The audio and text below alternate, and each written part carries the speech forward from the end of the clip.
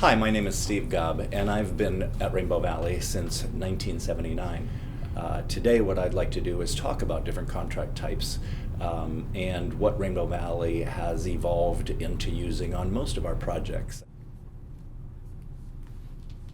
Historically, in residential construction, there are two basic types of contracts. There are firm bids and time and materials, or sometimes referred to as cost-plus contracts. In a firm bid contract, there is a bottom line number, and in a time and materials contract, just as it might imply, the time and the materials taken are billed as the costs that they are.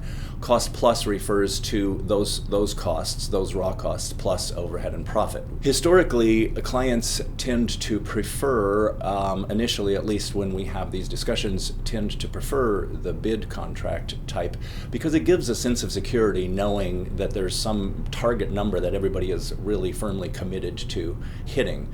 Unfortunately, what is true in the real world is that it's a real false sense of security, because in residential construction, particularly in remodels and additions, there are a great number of unknowns.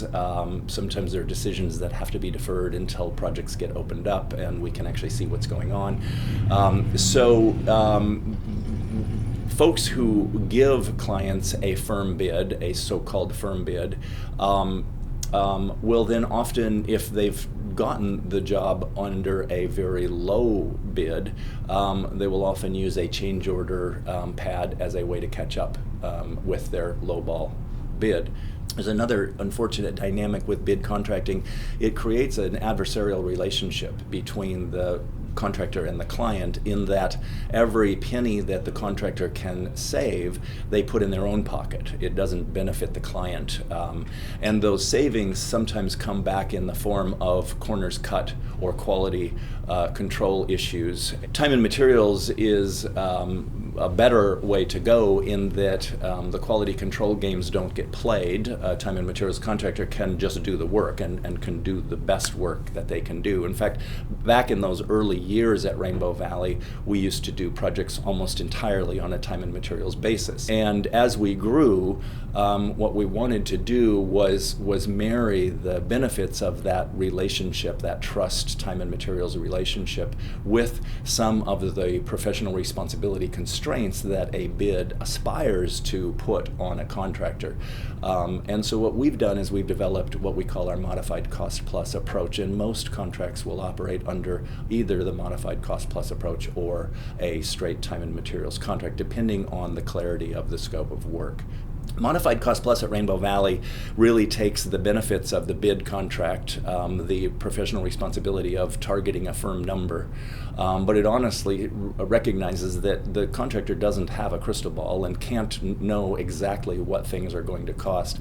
If you think about a bid contractor's process and an estimator, a time and materials estimator's process, they're very much the same process. The only difference is that at the end of the bidder's estimate, they have to add a contingency buffer to cover the costs, that the unknowns and the surprises that might come up during the project, because presumably they're responsible for those costs.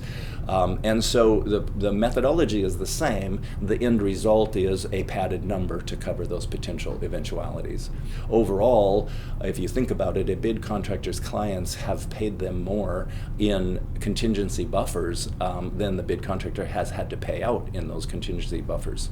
Otherwise, they wouldn't be in business anymore. And so we don't like that. We think that our clients should get what they pay for and pay for what they get. And our efficient and competent clients who want to do their homework and bring that efficiency to the project should get the benefit of that efficiency.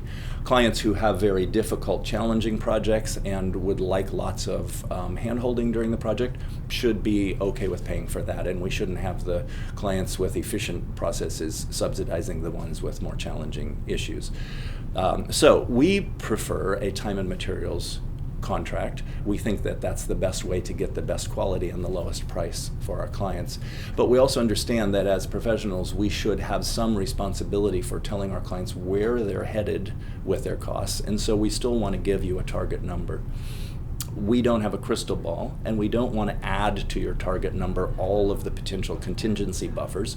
So we give you a very transparent estimate that is our best guess at exactly what things are going to cost. We then say in the contract that if we exceed that target number, we're going to immediately put a constraint on our overrun, so we're not going to profit from any overrun over the target number.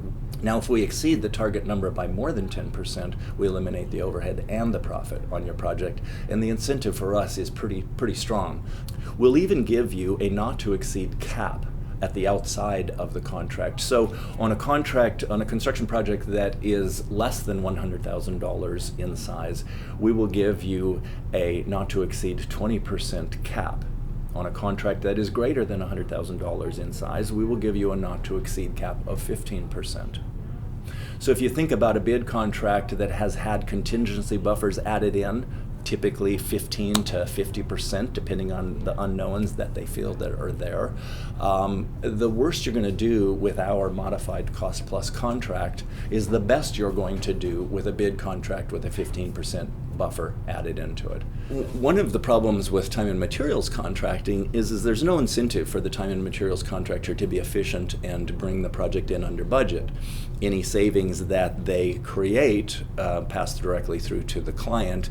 So to incentivize efficiency and encourage the lowest possible cost for the project without compromising quality, we developed a formula that says that we split the benefit of coming in under budget with our clients. And the formula splits it on a 1/3, 2/3 basis. So every dollar that we get in an incentive bonus for coming in under budget means that the client gets $2 of savings.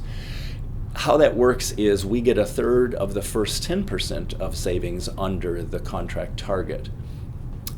We limit it to the first 10% of savings because there's a degree of efficiency that we can bring to a project, and that's usually about 10%. If the project comes in lower than that, we may have overestimated, and then all of that extra windfall savings goes to you, the client. So we limit the bonus, but it's an incentive. And one of the really interesting things, if you do this math, a $100,000 project that we bring in at $90,000 brings us an extra bonus of $3,300 and change.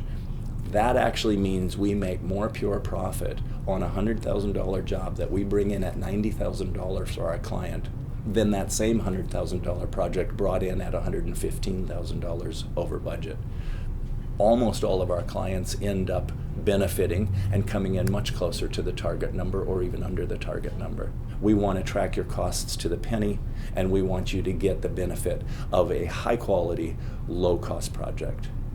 Thank you.